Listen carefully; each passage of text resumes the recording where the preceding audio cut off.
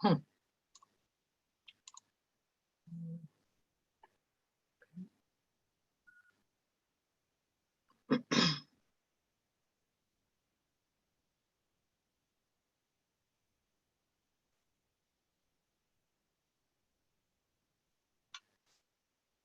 All right.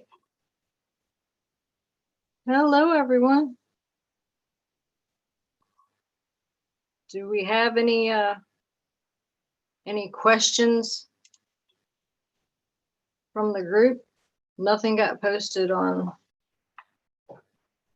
in the Facebook group.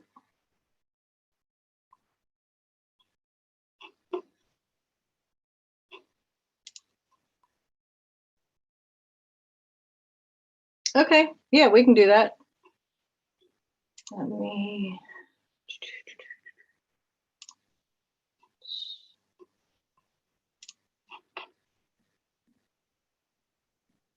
Okay.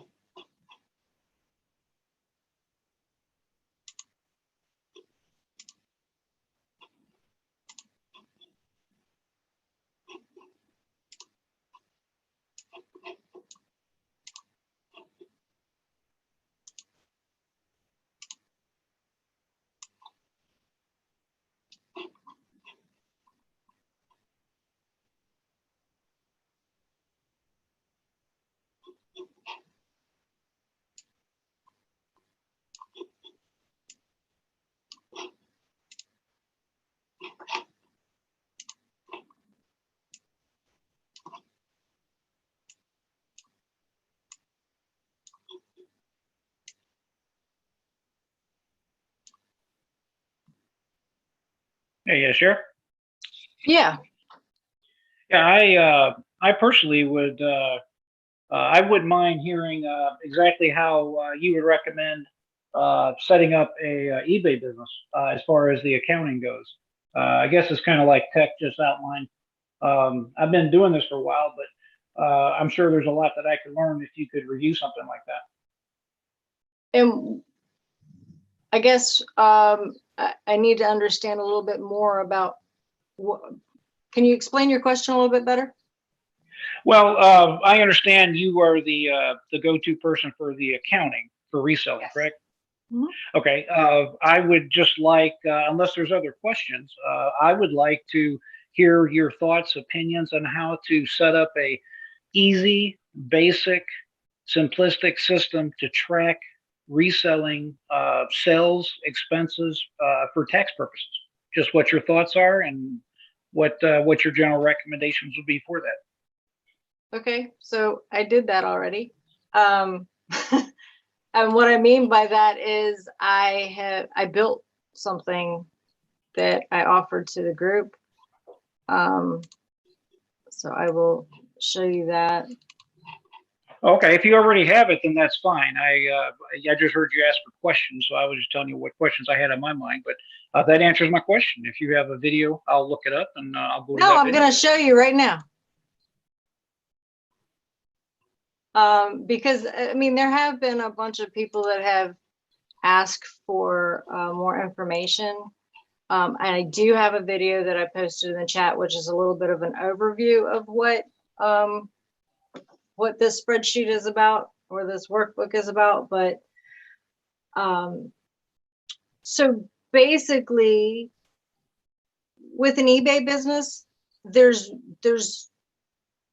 no immediate reason or general reason to do anything other than sole proprietor. There could be other financial reasons at some point to do some type of corporation, but that is more of an individual type scenario. And in my situation, in my situation, I do not want to have the money flow through to me. So I set up an LLC, and on a 8820 form, I elected to be taxed as a corporation because any earnings, I don't want it to intertwine with my social security number. Is that the way to do that if you don't want the earnings to go to you personally, or do you have another suggestion? That's one of those questions that is specifically regarding your situation, and whether or not you have specific reasons why you don't want it to go there or not. And I think it's out of the scope of this call.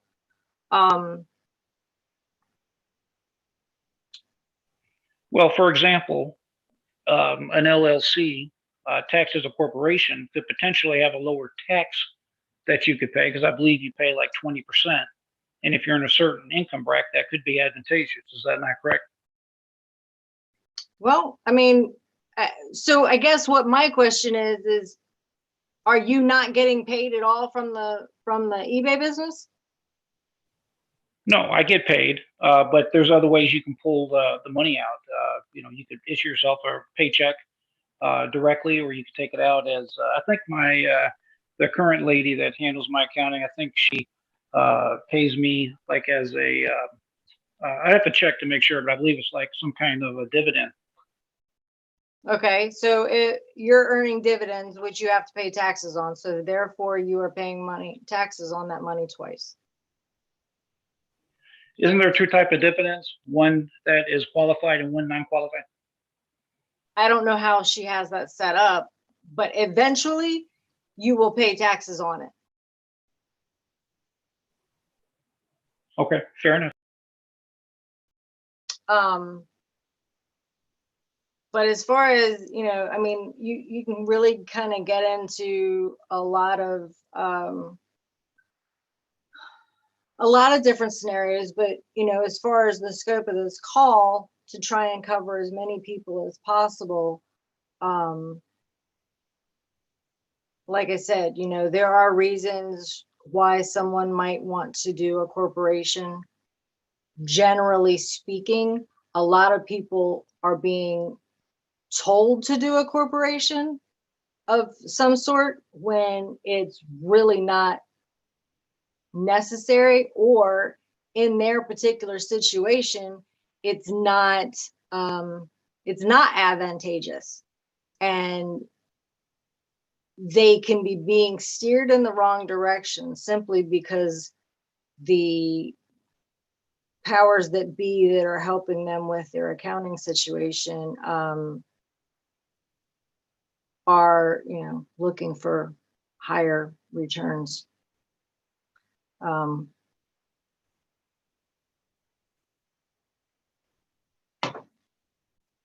So I'm gonna finish this really quick so that just to go over it real fast. Again, whether or not you do a sole proprietorship or a corporation, I mean, the bottom line is still the same. You're still going to be tracking the same sort of expenses across the board, and you're still going to need to give this information to your tax accountant and or yourself when you do when the taxes get done the beginning of the next year. So I personally wanted something that was going to be as simple as possible and be able to keep up with it with minimal time involved.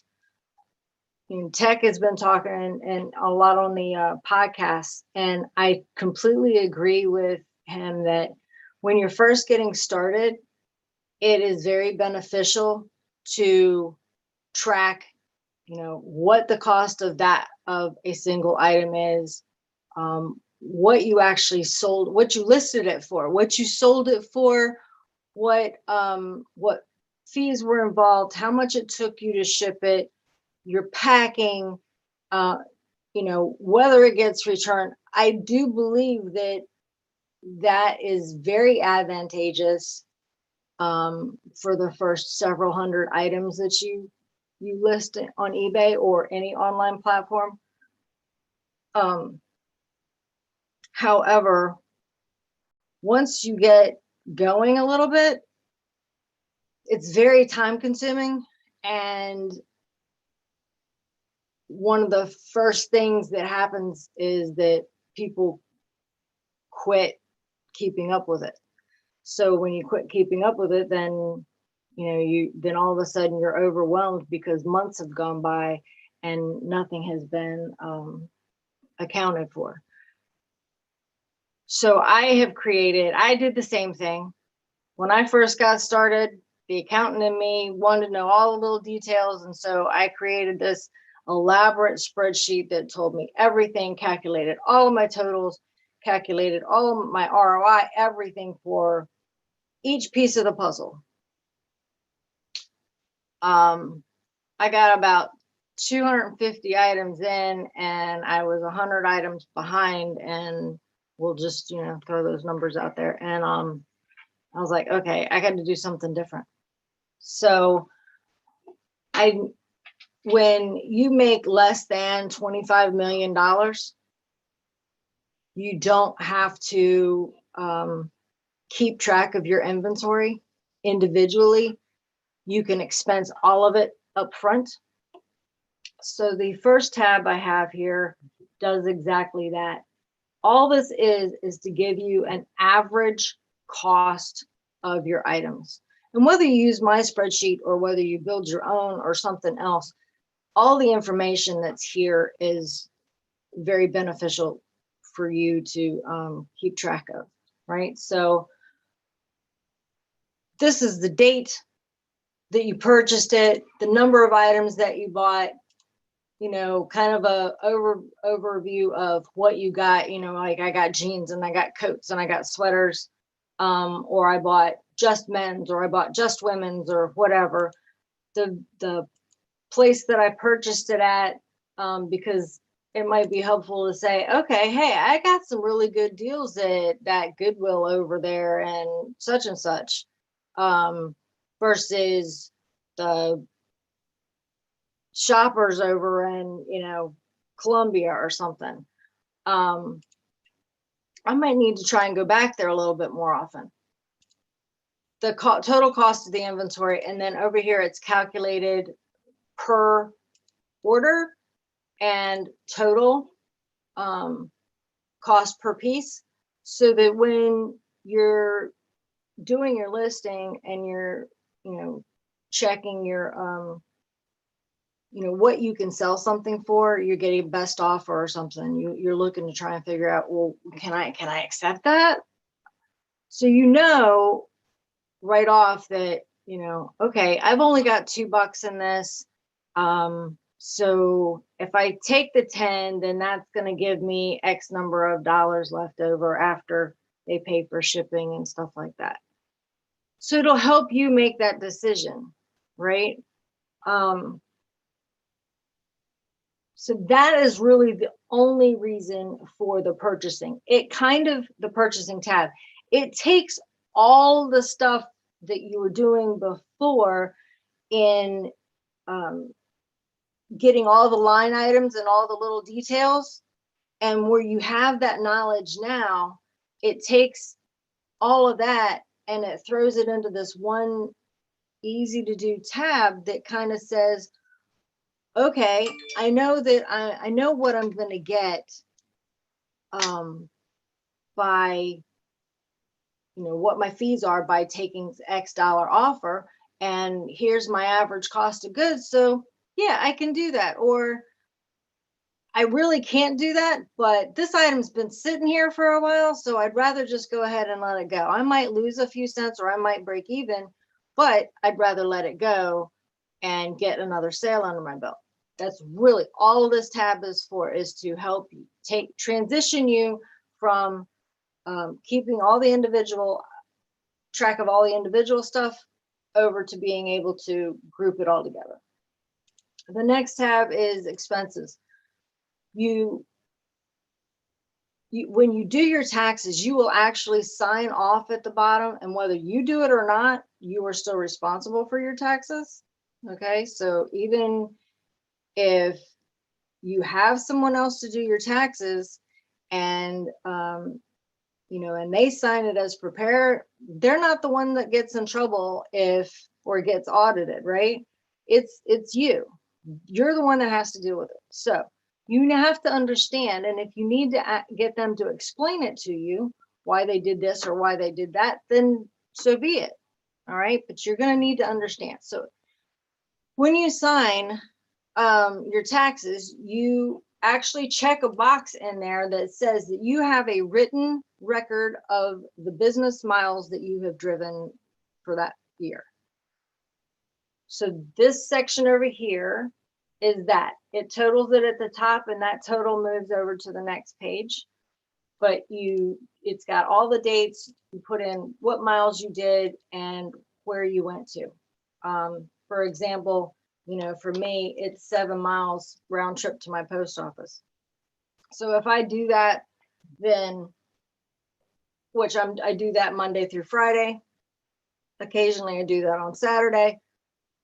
So that's what mine looks like. And then if I add a thrift store in there, then I just total all my miles up for that day and put it in there. I don't need to worry about my personal miles because that will be subtracted out from your beginning mileage, your ending mileage, and then your business mileage. So whatever's left is your personal miles. On the right-hand side, this is your expenses. So everything in here is lined up based on the categories that are on your Schedule C. So returns, advertising, depreciation, insurance, interest, professional services, office expenses, supplies, which are consumables. Office expense would be something like a computer or a chair or printer. Your supplies are the things that are consumable, but in our case, it would not be your labels because your labels are a part of your cost of goods. You have to use them in order to ship your item. Taxes, licenses, traveling, your meals if you're traveling, which is only 50%, but I have that calculated automatically on the next page.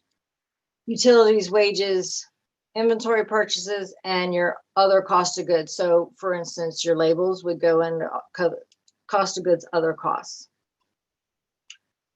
And then you put, where you purchased it, how much the amount was, and then the why or what is really just to help you and your tax accountant make sure that you categorized it correctly. Expense totals over here, it's simply a matter of right-clicking and refresh. If you're using the Excel version, it automatically updates down to 1,000. If you're using Google Sheets, which I have found that I did not like, but you have it anyway. If you've made the purchase, food is automatically calculated at 50% down here in this green box. So you fill in your different businesses up here, what your gross is, not the net from eBay, but the actual gross, and we'll go over those numbers in a minute. All of that I have 4 here. If you need more, you just let me know.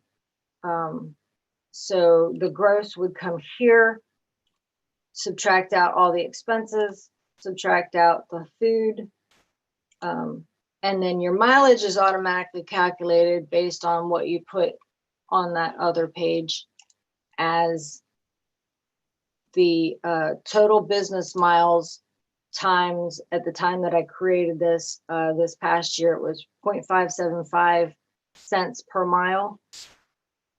That might change. If it does, then we'll deal with that when the time comes.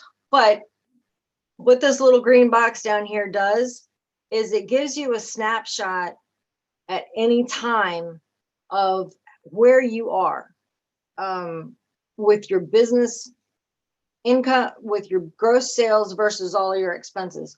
So for instance, this person has got a negative amount. So long as they have a negative amount, there's no need to pay quarterly taxes or save money to pay your taxes. So you just kind of need to keep a very close eye on this little green box down here. And then the little handy dandy that you see me posting each week is the number tracking page. So we're actually going to go over where these numbers come from. I did just add this little section down here for shipping, but it's and it goes by weeks, but the weeks do not total into the month. You have to do those separately.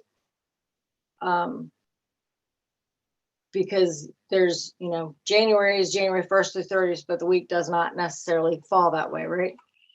So if you don't have, it's not something that you have to do, but everybody's been doing this for accountability. So the number that you have listed for the week or the month, however many has sold, the gross sales from that you'll get, and then what eBay says your net is for that time period. If you used pirate ship for anything, then you would, or one of the other shipping companies, then you would put that amount here. Your cost of goods is automatically figured because up here from the purchasing tab, you would just change this number. If it, rose or fell or whatever it was, you would just change that number to whatever this number is. And then it will give you your net for that time period. It fills out your average sale price, your average net, however many you have listed per day average for that period of time, what your average sold per day is, your profit margin, your ROI. If you've had any returns, you stick that number in here. So anything that has that you have to put the number in is not shaded, and anything that has a calculation is shaded. I added this little piece with the total listings to give you a sell-through rate, and then here down at the bottom, which I just added a couple days ago, the amount that eBay charged for shipping and the amount that the buyer paid for shipping. Now, I'm going to switch over and we're going to look at those numbers. But then it will give you, your total shipping, and then your average shipping, because it will look at how many items you sold based on the total amount. And then it gives you the difference. So you can tell whether or not you made any money on shipping pretty quickly. All right, so we're going to switch over here to performance, and I'm going to go with this month's. So before I do that, I generally use this a lot. So custom, if you're going to go by week, I have the dates on there running from Monday to Sunday. And then obviously month will be from the first to the last day of the month. If you are still in the month and you're just kind of playing with your numbers, don't do that, keep listing. You can, just click one of the fields up here. You can look at the year, last 31 days, today, it's got all the things, or you can do by custom. But so a lot of times I do by custom. But for this exercise, we're going to do what was done this month. Now, when I talk about total sales, gross sales, I'm talking about this first number right here. That is everything that got paid. So that includes all the shipping, any money that got paid for taxes, it's everything. Okay. The next little box here is taxes and fees, which fees would be any kind of government fees. So it's not your eBay fees. It's strictly what eBay charges to the customer for taxes or something international, some type of international fees, things like that, or would be in this box. Selling costs. So this is the total selling costs, including your eBay fees, including your shipping, including the taxes and anything else. And then your net. So when I was showing you over here on the tracking, so you've got your gross, which was that first number, and then your net, which was that last number we just looked at. So the next thing is quantity sold. Right here, you see how many you sold for that period of time. So that number would go in this box here. And then it would calculate, you know, a lot of the other pieces of that puzzle. And now it shows you here what your average sale price is, but that's your average sale price before your cost of goods are removed. And I'm pretty sure I saw something or heard some text say, you know, none of that really matters. So then it breaks it down to whether it was sold via auction or sold via fixed price. Now this is oh, that's new.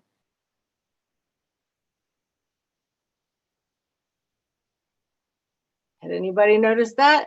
I was on here this morning. That was not in here. Buyer insights. That's pretty cool. Oh, I have one repeat buyer. Yeah, that's new as of last week. I haven't got it yet. It started rolling out. Ah. But yeah, that's okay, just more so of the focus of repeat buyers. That's what they want us to do. yeah. Well, cool. I got one. Right? And that is what it's saying, right? One of them is a repeat. Yeah, one. So it counts repeat buyers, and from what I understand, it counts buyers who buy more than one item. So like a multiple purchase. Oh, neat. Very cool. So yeah, I was on here this morning working on my numbers, and that wasn't on here this morning. So it's pretty cool to see that. All right, so let's get back to business. Shipping and handling. This section is your total sales. So it's the breakdown of the money that has come in, right? So when it says shipping and handling, this is what the buyers have paid in shipping for their purchases. That is the number that I was saying that would go down here, what the buyer paid. Then the next section is your selling costs. So for the shipping labels, it calculates it out and the number's right there. So you see that I had to pay $553.61 for shipping labels, but my customers for the month paid $690.38. So I made $140 some on just the shipping side, which I'm not complaining about. And they were comfortable enough to spend it, otherwise I wouldn't have the sale. So for instance, we're going to put in 690.38. Oh.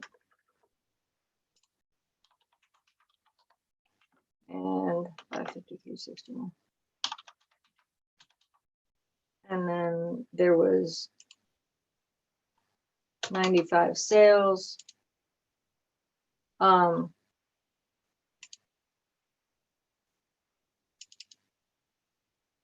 Oops. 95 sales. So you can see for there, my average shipping cost was $5.83. Now, the reason that I added this this week is there was a lot of talk about shipping and raising, and they the USPS is raising their prices and things like that. So I wanted to be sure that my policies were going to stay in line.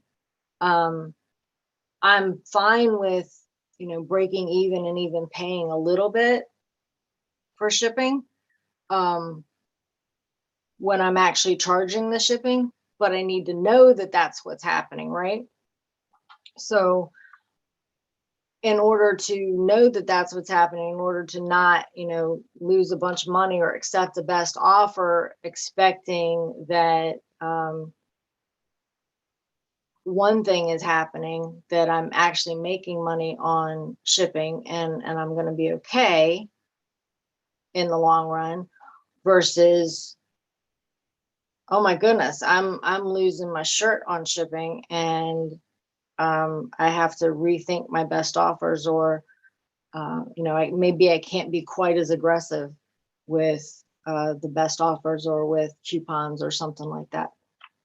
So that's why I added this section this past week and sent it out. So this page here, though, and to get to it, it's under the performance and sales. Hold on just a second.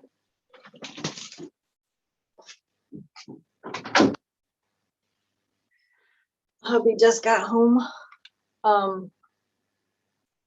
So under performance and then sales, this is where you find this report. And this is the thing, this is the one of the sections of eBay that you really need to get very comfortable with.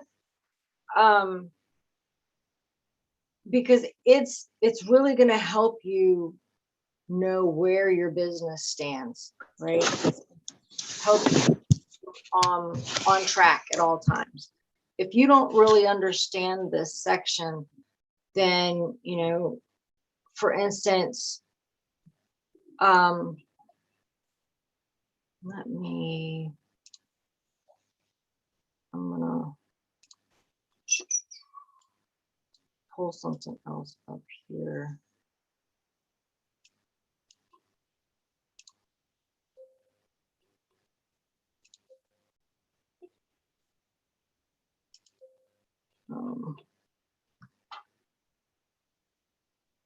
Okay, so what in the world? Oh, got it.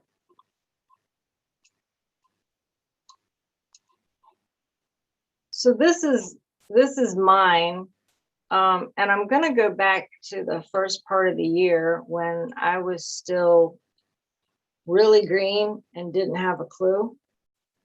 And I just did this, you know, a couple days ago, and I realized that, hey, so the buyer paid, that's kind of like on some of the stuff that I was doing free shipping at the time. So some of that is international, or where I had a few that were, you know, I was trying out paid shipping. But if you look overall, my average shipping is $619, but but I have my total shipping versus my buyer paid, you know, I've still lost money for the year on shipping. So some of the things that I thought, some of the places where I thought maybe I was making money, I maybe I wasn't, right? Maybe I got a little too aggressive or something, but those were things that they're just things that you need to think about and things that you need to keep track of in order to make sure that you stay in line and you're actually making, you know, making a profit and not losing everything. So again, you really need to get comfortable with this page, and make sure that you're keeping track of everything. Watch your selling costs. I've gotten mine down a little bit because I've chosen to do in the last week, because I've chosen to switch some of the envelopes and things that I use.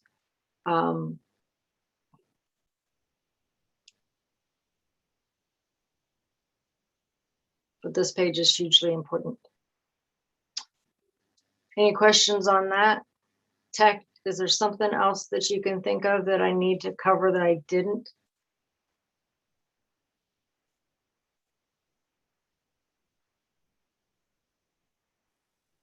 I have a question about something you were talking about earlier. Okay. The cost of goods. I think I'm stuck doing line by line, but because I am currently selling things, well, that's the way I've always done it. And I'm currently selling things that I bought years ago. So I don't have any current cost to be adding to a spreadsheet. So is that right? Am I stuck doing it line by line? No, you're not stuck doing it line by line. So question, that stuff that you bought years ago, did you do your taxes then? Did you write it off? No, I did not write it off. Okay. Because I was doing the cost of goods as line by line. I was figuring out the price of everything I sold. Okay. So you are doing your taxes where you're carrying inventory every year? Yes. All right. Yes, you can switch once. Okay. So I probably need an accountant though to talk me through that, I'm guessing. We can talk through it outside of the call, Okay. because it's been a while, and I mean, I would be happy to share the information, but I'm gonna have to do a little bit of looking too, because I mean, I can't remember everything. Sure. Okay. All right. Thank you. All right. Yeah. So yeah, we can definitely work through that and get you switched over so that you don't have to keep your inventory anymore. Okay. Then that way you would actually write off everything at, when you purchase it, just like we were talking about earlier. And it makes things much easier. So then you could easily switch over to a spreadsheet like this one in order to move forward and create less work. So less work means you can list more. Right. Sounds wonderful. All right, so let me find here. I saved it.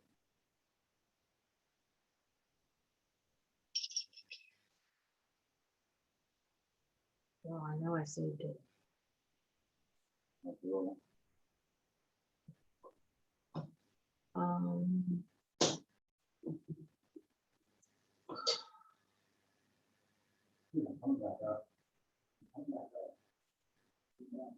What the world? Training. Here we go. All right, so let's find.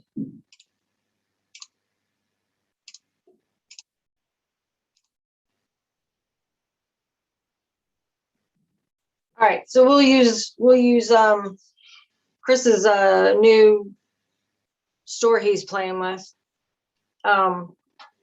This is Chris's line by line. This is the way he does his line by line. So he has his SKU number. He's got his item title in there, where it is listed, where he purchased the item or got the item, So in this particular instance, it was his, it was a personally owned item.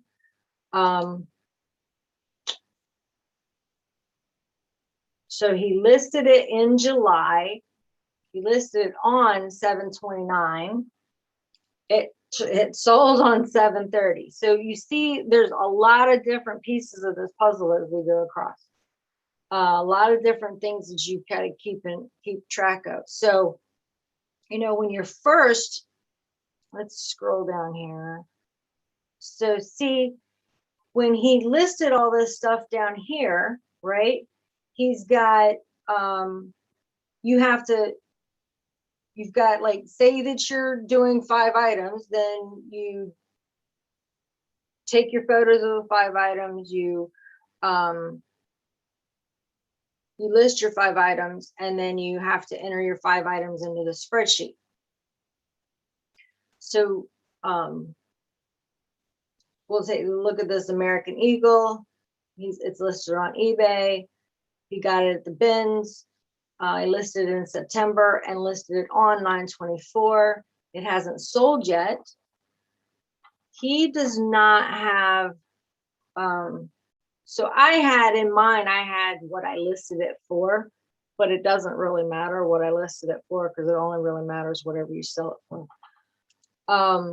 So, you know, what date, the date that it sells, the total revenue. So this would be the gross amount, what we were talking about before, the gross, including everything. So, you know, the buyer paid $25 for the item, plus it was it was $8 shipping, so that's 33, and then he had $5 tax, so we're up to 38. So the buyer actually paid $38, and then all the stuff that comes out, right? So then you have to look at this screen, and you have to see, so you'd have to come down here, right, and look at the total sales for the item, then how much the fee was, and how much the selling cost was, and then how much the net sales were. You would be doing that for each individual item, but you would do it so you've got your tax, your gross revenue including shipping, how much your cost of goods was, and then it would calculate your percentage of fees, whether or not you had promoted listings, what the eBay fees were, what the total shipping costs were, and then over here, this is your profit. So he's got it to where it automatically calculates based on that. I will throw out there right quick that if it is your personal item, then you can put in there what you paid for it under your cost of goods. I looked that up the other day. If it's something that you inherited, then it would be what the fair market value is at the time you inherited it. So that would be your cost of goods if you are turning around and selling that. So again, instead of looking at up here at the gross numbers, if you're doing a line by line, you can come down here at the bottom and you can find your basic numbers right here, right? If you need to see what a little bit more individually, you're going to download your listing sales report.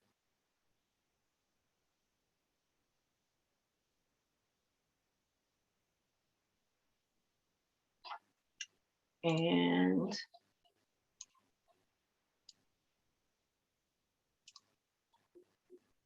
then you will be able to actually see all the different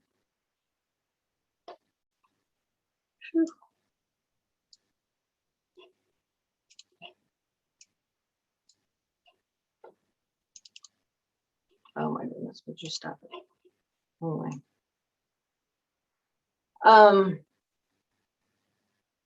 You can see all the different individual items on your listing sales report. So you got your total sale, you got the item sale, that's the price that you sold it to the buyer for.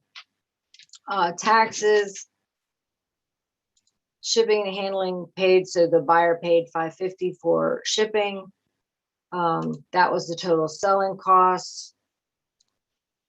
There was no insertion fee, no optional. The final value fee was $1.97. So here the selling costs are being broke down next, right? I didn't have to pay promoted on that. There was no advance fees, no international, no credits. So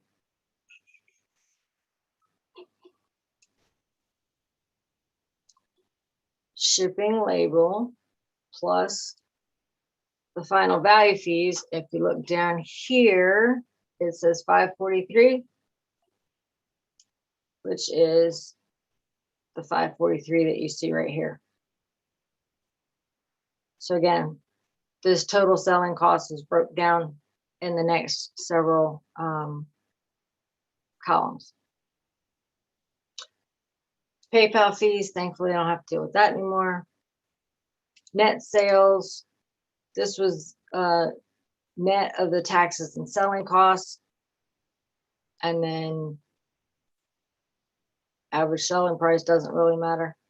It's a one-off item. Quantity sold and so forth.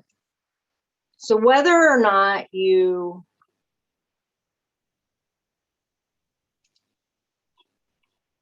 get your item from, whether or not you get your information from this down here, which the way Chris's spreadsheet does it, you could very easily do from this screen here. The only thing is finding, for instance, this particular item I listed in early 2020, right? So I'd have to go on the spreadsheet and search for it somehow. So when I was doing mine, one of the things that I did was whatever the title was, I would actually copy and paste my title into the spreadsheet so that I could search for that particular title and not have to figure out, where it is. It made it faster to find the item if it was something that I listed months and months and months ago versus something that I listed yesterday that just sold. So, okay. So again, you want to put your list date, you want to put your sold date. All of this information is definitely things that you would want to keep track of, along with having totals of where you are at that given point. What this particular spreadsheet doesn't do is this helps you run your business as far as your day-to-day sales, right? This particular spreadsheet and doing this itemized helps you learn the system, helps you learn eBay or whichever other platform you're using, in order to make sure that that you understand when you go to the thrift store what you can spend on a particular item for that brand and that style or that category, right? Which is another really good reason to niche down. Versus the other spreadsheet that I do that's simplified is for the tax side. It's to help you maintain the business overall. This helps you look at your business day to day and see what kind of things are selling, you know, and where you made any mistakes and things like that. The other side, the other spreadsheet helps you look at your business over a larger period of time and make sure that the decisions that you've made on the small scale are paying or making sense on a large scale. Because ultimately, we want to look at our business year to year, not day to day. We want to make sure we're making the right decisions day to day, but we want to look at our business year to year. All right, I think I covered that. Any questions regarding that?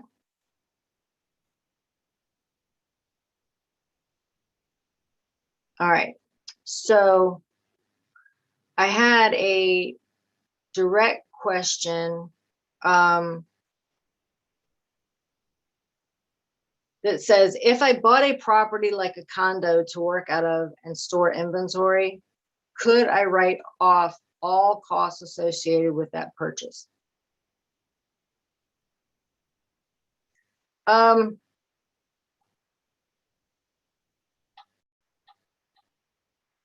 That being the fact that you said condo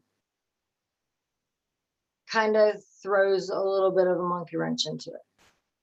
So being that we don't sell out of, you know, we don't sell face to face, there's some things that you might be able to get away with. You know, you could have your setup, you could have your inventory, you could do all your stuff there. You're saying that you would not live there. So I'm assuming that, and because it's a condo, I'm assuming that you are considering doing like an Airbnb or something like that, which brings a whole other set of logistics in. So there's a lot of times that condos won't let you do Airbnbs. So that would be a specific question to the location to make sure that you could legally do what it is that you want to do outside of eBay. The other thing is that you would need to think about is if you were doing something like that, then you would be providing internet for your guests, and you don't need to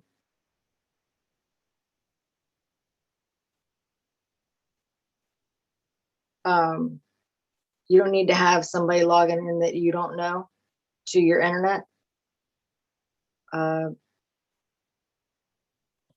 Tech talks about, you know, he doesn't allow anybody to log into his internet because he doesn't know where they've been or if they have any bad history on eBay. He doesn't want to get screwed because somebody else did something and they just, all they did was log into his internet. You know, it puts a connection between the two of you. So that would be something to consider. As far as writing off, if we switch over and we say, instead of, we take condo out of it, right? We switch over and we call it a warehouse, then yeah, everything can be written off. It would be part, I mean, okay, it can be written off in different ways. So the building itself would be depreciated. You wouldn't be able to write it all off at one time. Okay, so you would write pieces of it off over a period of time. You know, but other expenses for a building that you are working out of are definitely, even if you were renting it, you know, so your rent would be deductible. Your utilities there would be deductible because all of it is strictly business, right? So I hope that answered your question. Feel free to reach out personally if there's a little bit of something else that you need to know.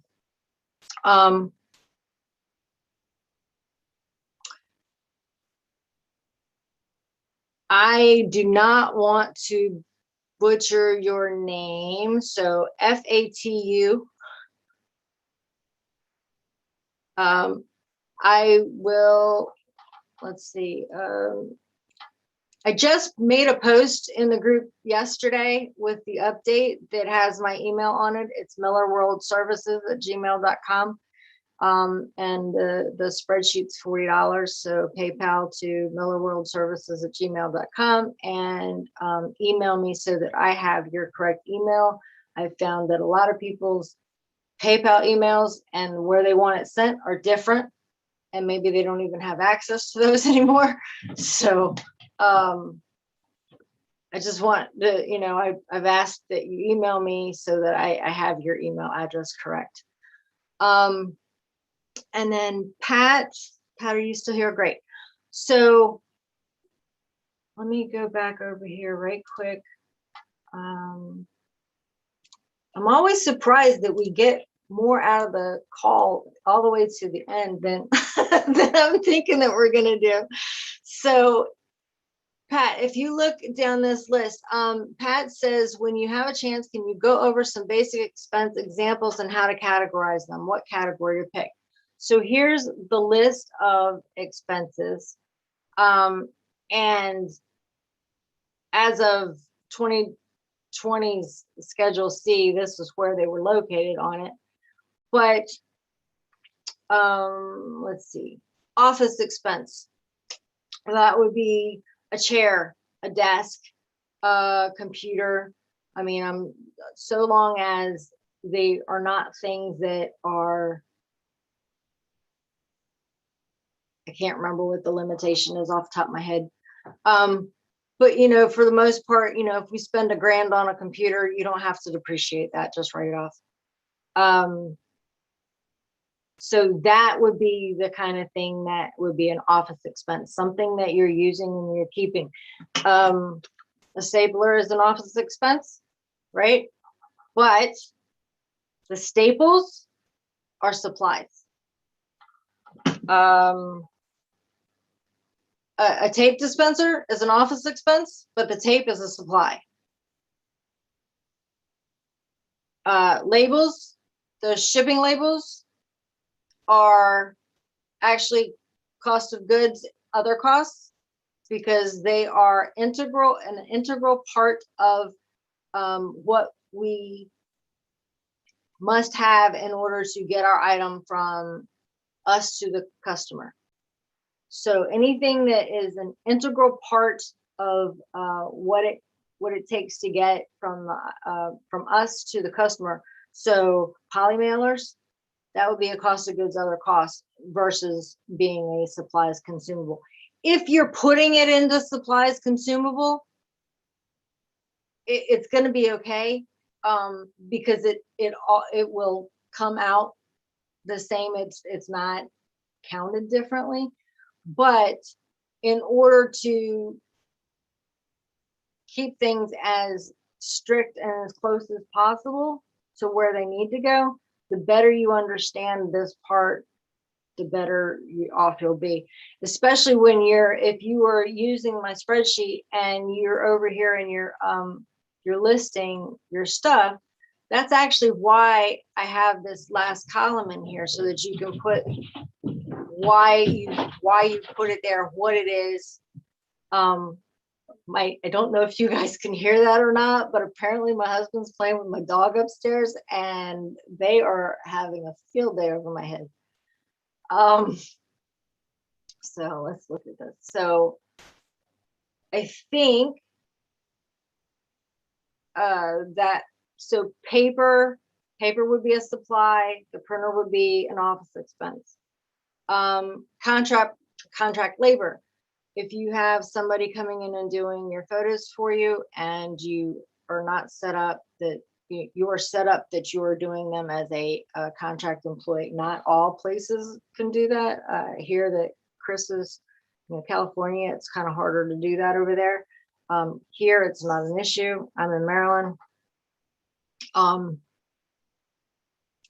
So you would anytime you pay somebody $600 or more, you are required to send them a 1099.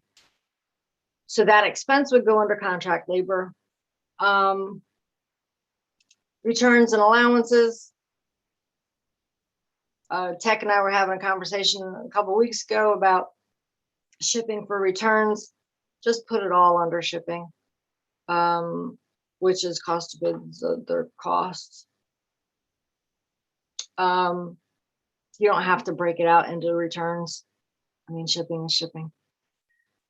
But if you had, say you sent a pair of jeans out and they paid $20 for them and you got them back and they were trashed, and so you lost that $20 for whatever reason, then you could put that in there.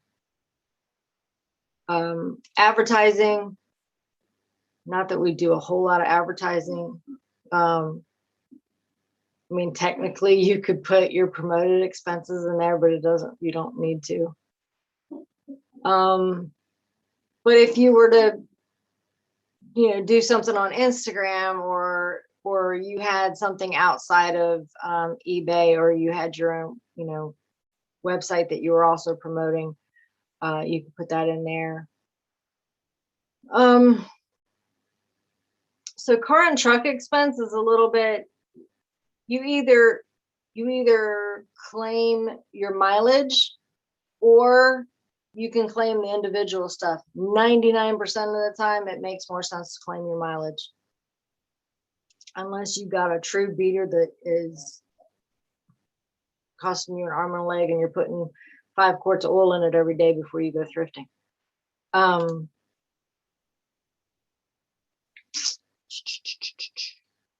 Travel, meals. Please be careful with this one. You only get 50%. Okay. So, and you really are only supposed to be using it when you're traveling for business, and no alcohol. So,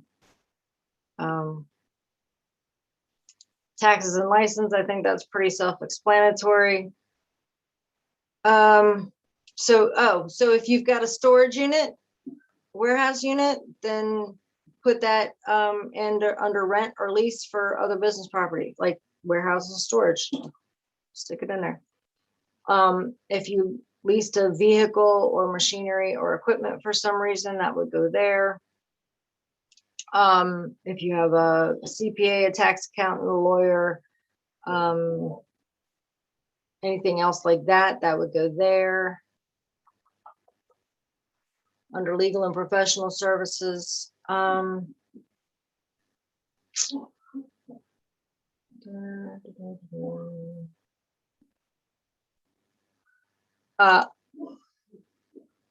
miscellaneous expense, part 5.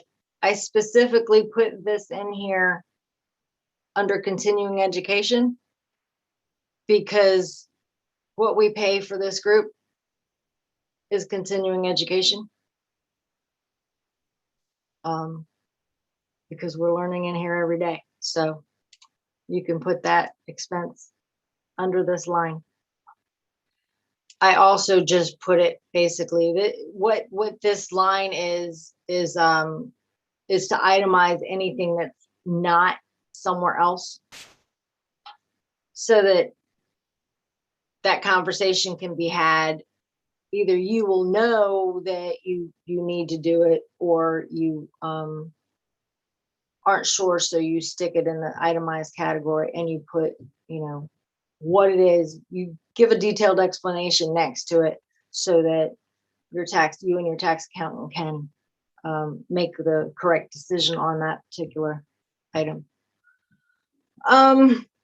So that kind of goes over most of the categories. I do have, and I can add it now. I will add to the group a description category with a description PDF to the group files. I was going to do it months ago, and at the time we couldn't do that, but since we can now, I will get that added.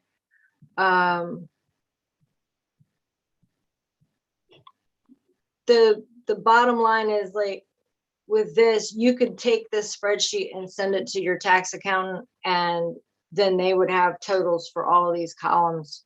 Or if you're going to do it yourself, you would have totals for all these columns, and for your Schedule C, it would be done. All you'd have to do is literally look at your Schedule C, find returns and allowances, write the number down. Find contract labor, write the number down. Find office expense, write the number down. And then make your totals. So my goal is that come March 1st, everybody's done with their taxes. All right, so it's 2:07. Does anybody else have any questions? Did I get everything covered?